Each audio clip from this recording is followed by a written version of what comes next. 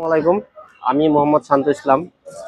গতকালকে রাতে প্রায় 12টা প্লাস, হয়তো 12টা 15 বা 20 বাজে এমন টাইমে টঙ্গী স্টেশন রোডে, ওটা অনেক ব্যস্ত একটা এলাকা।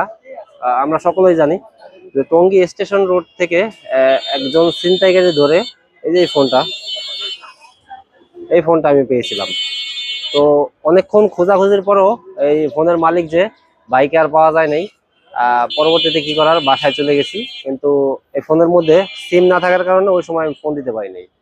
কিন্তু পরবর্তীতে যখন আজকে ওইটা নিয়ে আমি গতকালকে ভিডিও বানাইছিলাম, ভিডিও বানাই ওই সকালবেলা আপলোড দিয়ে দিয়েছিলাম। তো আজকে হঠাৎ করে আবার ওই ফোনটার ভিতরে যে ইমার্জেন্সি কন্টাক্টে ঢোকার পরে তো তার ছোট বোনের নাম্বার পেলাম এবং ওইটাতে আমি ফোন দিছি। ফোন দেওয়ার পর ভাই আসছে। আমরা ভাইয়ের কাছে সরাসরি ফোনটা দিয়ে দিতে চাই। সালাম আলাইকুম। ভাইয়ের নামটা কি? ভাই আমার নাম মিরাজ হোসেন। মিরাজ হোসেন।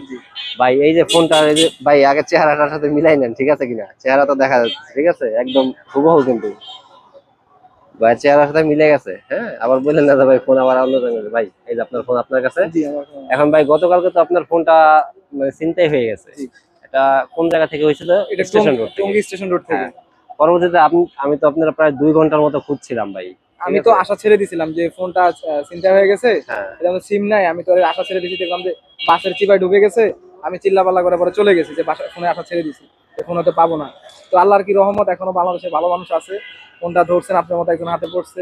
এটা আপনি চাইলে, মানে উনি চাইলে কিন্তু ফোনটা ওনার মতো উনি ইউজ করতে পারতো বা বিক্রি করে দিতে পারতো, কিন্তু এখনো ভালো মানুষ আছে, যার কারণে উনি আমার ফোনটা গেটে আমার ইমার্জেন্সি কন্ট্যাক্ট বের করে তারপর হচ্ছে আমাকে ফোন দিছে, ফোনটা আমার হাতে উঠে দিছে আর কি। ভাই অনেক কৃতজ্ঞ আমি। ভাই আর একটা মজার ব্যাপার কি জানেন? আপনার ফোনটা পাইয়া যখন আমি ভিডিওটা আপলোড দিছি না, আজকে দুপুরবেলা একজন ফোন দিতে, ভাই ফোনটা কই? আমি কই আছে কেন? কয় ভাই ফোনটা মানে মালিকের সন্ধান তো এখনো পাস নাই, ফোনটা আমার কাছে দিয়ে দে, ঠিক আছে, আমার সেল দিয়ে দে।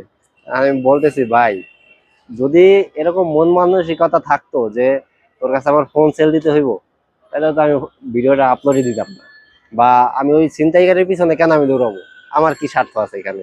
হ্যাঁ, এখন ব্যাপারটা হইতেছে চোখের সামনে একটা দুর্ঘটনা, বা এই যে আমরা যে রাস্তাঘাটে দাঁড়াইয়া ফোন চাপাচাপি করি, একদিক দিয়ে দেখা যাইতেছে কি, এই যে আমি দাঁড়াই ফোন টিপতেছি আর মোটর সাইকেল আসতেছে, ফোনটা থাবা দিয়ে নিয়ে দৌড়, ঠিক আছে, চলে গেল, আমি কিন্তু তারা পাইলাম না।